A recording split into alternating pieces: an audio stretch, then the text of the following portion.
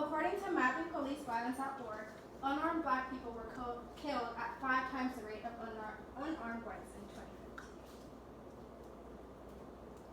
Now, its economic existence, I provided a couple charts for you guys. It's from the U.S. Census Bureau Education Attainment in the United States, and this is a census from 2012, and the first chart is home ownership rates by race in 2012.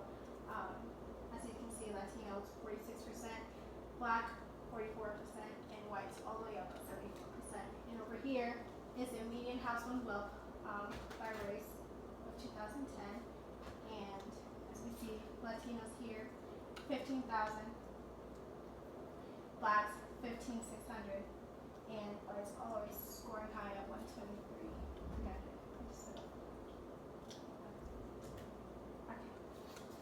Now from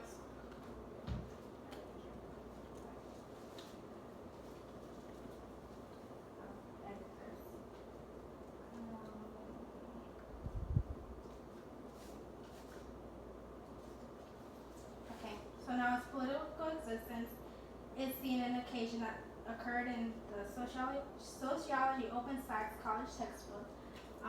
To some, the Confederate flag is a symbol of pride in Southern history. To others, it is a grim reminder of a degrading period of America's past.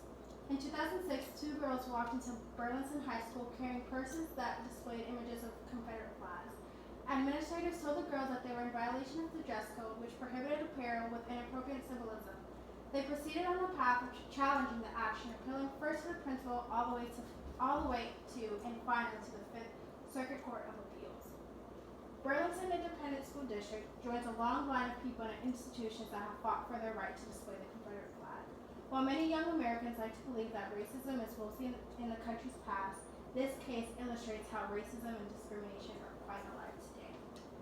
Now on the next slide, I have a YouTube link that pretty much sums up everything that I presented you guys with.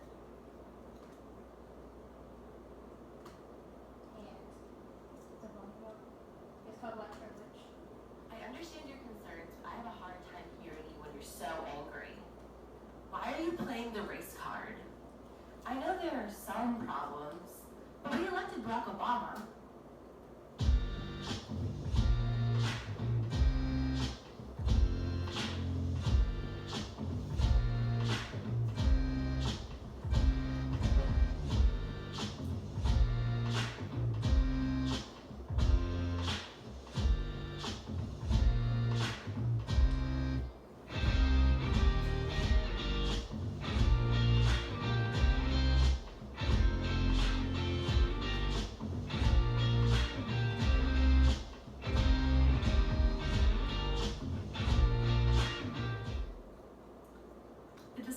Race revolves around certain keywords: African American, Black, Asian, Hispanic.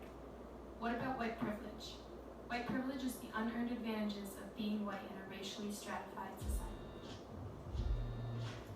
It was, of course, the white elite of America who started this division of race and created a world in which skin color determined who was on top. In the 1660s and 1670s, the elite noticed they were outnumbered by peasants and indentured servants. Creating this division connected skin color to economic status, solidified a racial hierarchy. This created white privilege that is still evident in society today.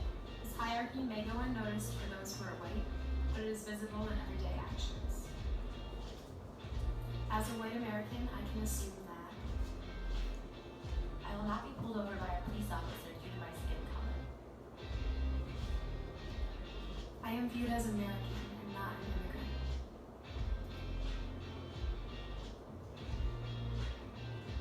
Flesh-colored band-aids will match my skin,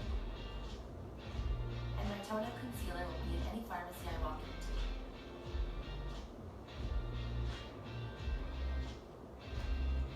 The complimentary shampoo at hotel will work for the texture of my hair.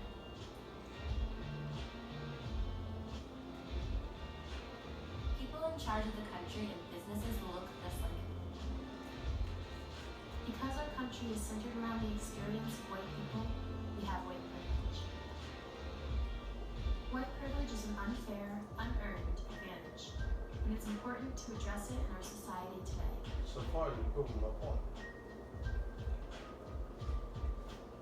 So, as seen in this video, white privilege can be seen on small scales to large scales, as they said. I hope that whenever I walk into a hotel that I have shampoo that is fit for the texture of my hair, or as of the examples that I mentioned before, economically, sociologically, and politically. So I hope by the end of all this that I've broadened your understanding that white privilege does exist